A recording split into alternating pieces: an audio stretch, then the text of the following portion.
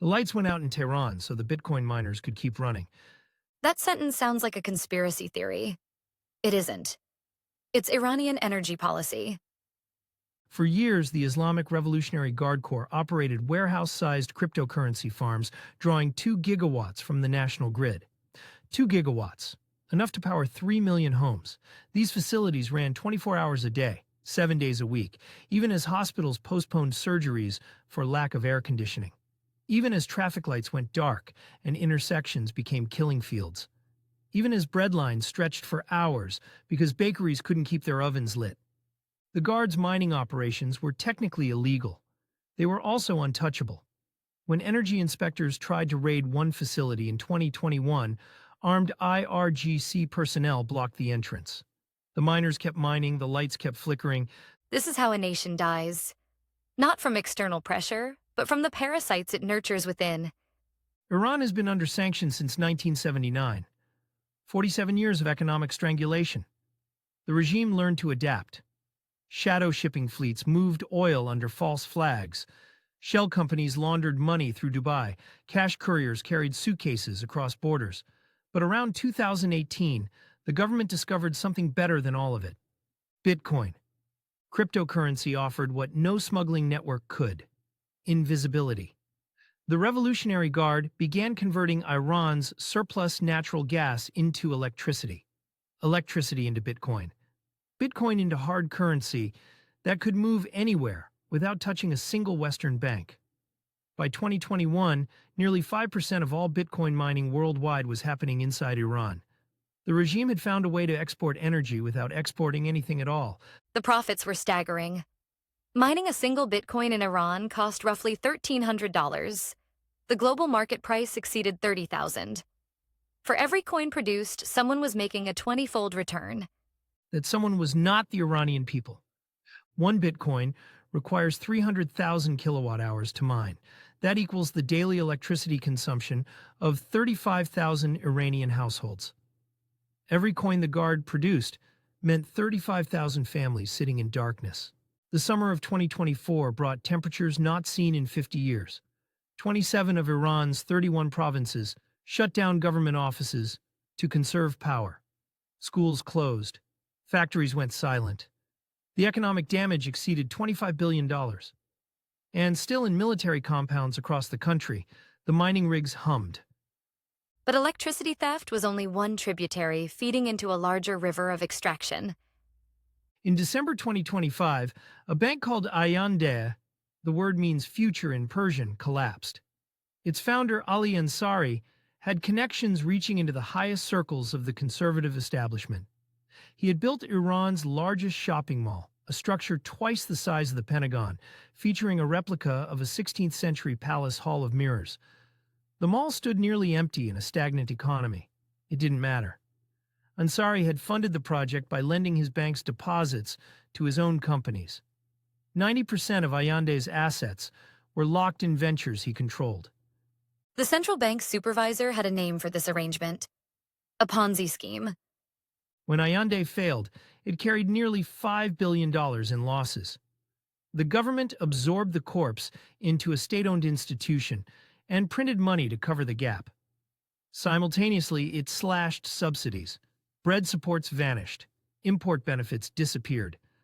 The cuts totaled roughly $100 billion, stripped from an economy worth only $357 billion. The rial, already wounded, began to hemorrhage. In January 2025, 80,000 rials bought $1 American. By December, the price was 140,000. By the first week of January 2026, 150,000. Food prices rose 72% in a single year. Bread and grain nearly doubled. Then the water stopped. Iran's worst drought in 60 years had emptied the reservoirs feeding Tehran. One had gone completely dry. Another held only 14 million cubic meters, 16% of the previous year's level. Enough for perhaps 2 weeks.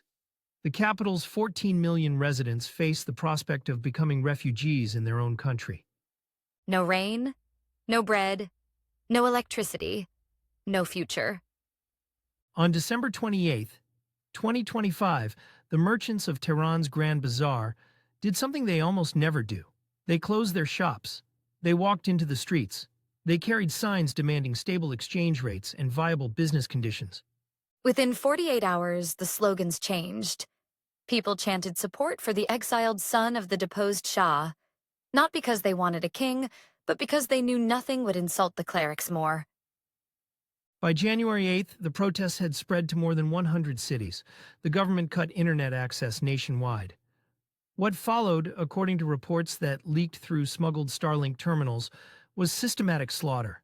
Security forces mounted machine guns on trucks. They drove through neighborhoods, firing. Bodies piled in hospital morgues until there was no more room, and the dead were stacked in prayer halls instead.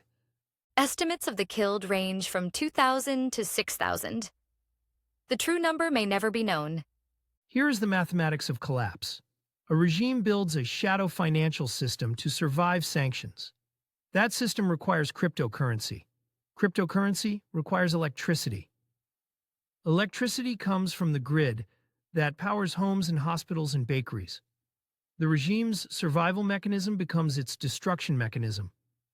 The thing keeping it alive is the same thing killing its people. The Revolutionary Guard's crypto wallets didn't just fund domestic operations. Blockchain analysts traced transactions flowing to Hezbollah, to Hamas, to the Houthis in Yemen.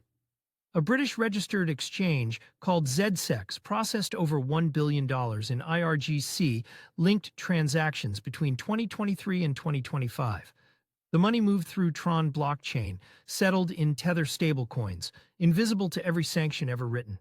The regime had built something genuinely innovative, a parallel financial universe.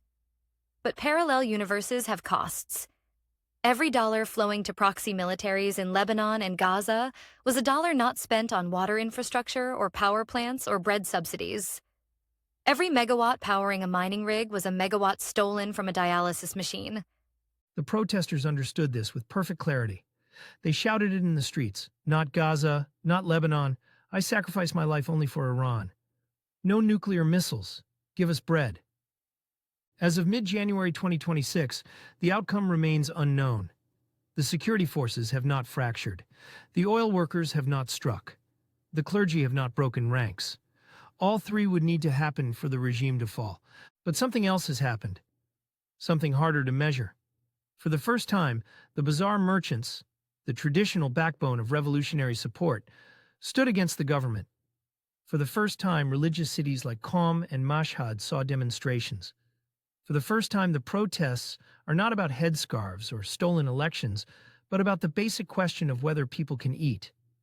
In 1979, another revolution succeeded when merchants closed their shops and oil workers walked off the job.